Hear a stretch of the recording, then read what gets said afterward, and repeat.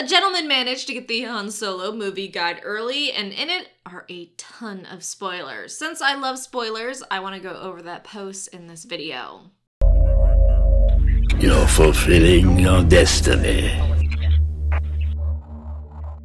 Warning, obviously spoilers for Han Solo in this movie, so don't watch if you don't want a lot of things spoiled for you, but the movie comes out in like 2 days anyways. So the first part of the leak talks about Han being an orphan and part of a group of them called the Scrum Rats, who scavenge food and supplies. Seems obvious for Han to be an orphan, parents always get in the way, according to Disney. These kids work for the White Worms, a gang and/or family of worm creatures led by Proxima, who, as it turns out, is a female. Moloch and Rebolt, these two fine fellows, want to lead the gang, but Kira has the leader's trust, so I guess they try to kill Han because they believe he's reckless and want to speed up his certain death?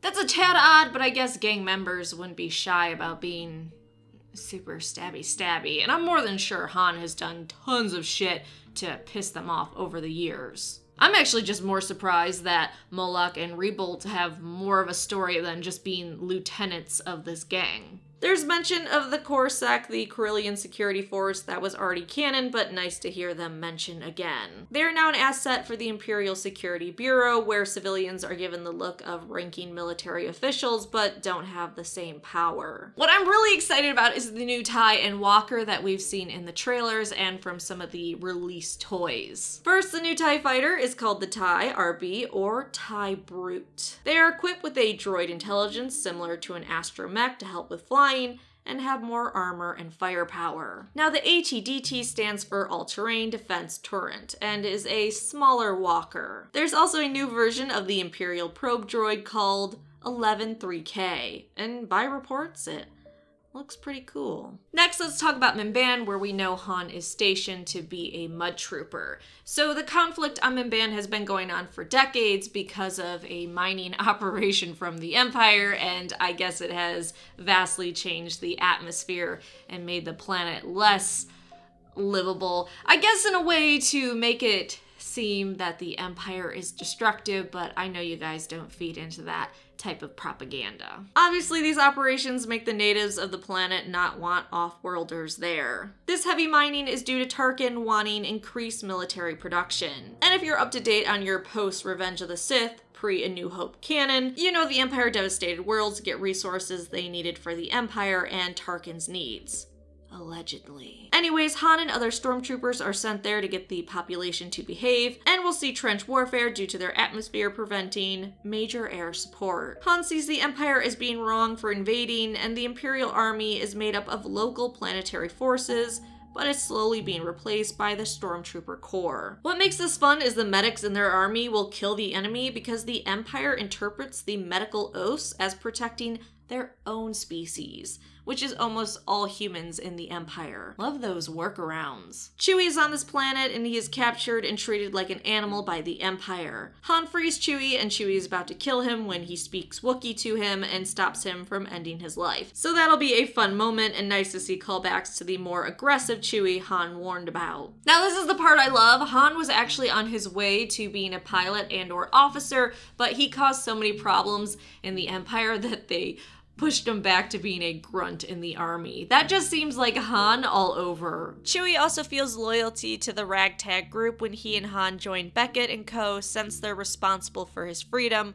which moves him towards finding his own tribe. The leaker reveals Beckett, Vale, and Rio infiltrate the army to steal something. Beckett has a blaster that is the Star Wars version of a Magnum 44. The next bit of information states that Beckett's heist is to get items in the Imperial Vault held on Vandor, a largely unsettled world that people visit for a wilderness experience. Beckett plans on stealing coaxium, a valuable form of hypermatter fuel that is made in the organs of Pergil as they metabolize gases in a space which creates coaxium. It also forms naturally on planets like Kessel, but is incredibly unstable. All Han, Kira, and Voss scenes take place on his huge yacht, the First Light, and Voss owns not only a Sith holocron, but other Sith relics and artifacts such as an ancient tablet from all over. He also has super weird things like a dead king's hand and preserved animals, so who knows the fun things we'll see in those scenes. As we've seen in trailers, Kira is Voss's most trusted lieutenant and skilled in martial arts. But apparently she is dressed for success, which also lets her use these martial arts skills, so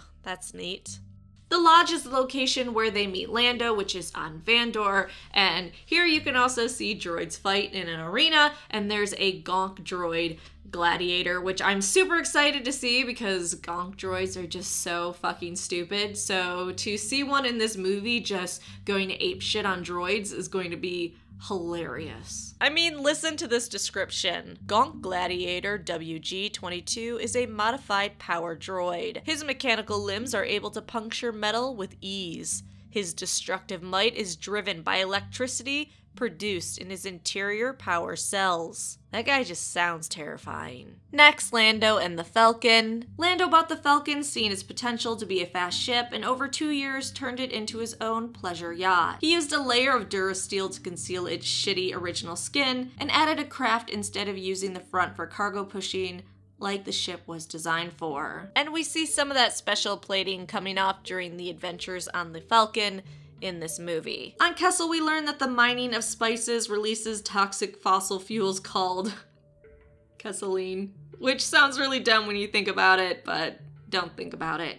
It's stated that the Empire turns a blind eye to criminal activities on the planet, but watch the exports for things they may want. There is one Wookiee besides Chewie in the book, but it's just a slave on Kessel that looks rabid, with skin showing in places through its hair. Now here's the important part, and you knew Disney couldn't resist making this canon again, an explanation for the Kessel Run. So the Kessel Run is located in the Akadis Maelstrom. It is a series of hyperspace jumps that avoid the natural gravity wells that form in the Maelstrom. The largest well is the Maul, which from Legends was an unstable cluster of black holes near the planet Kessel. The Maul in Legends was believed to be built by an advanced civilization, and the Empire hid some shady shit in it. But in this book, in new canon, the Falcon gets its record-breaking run by ignoring the traditional route and risking the gravity wells of the Maelstrom for a more direct route. I absolutely love this and love that Disney couldn't resist taking this quote. Fast ship.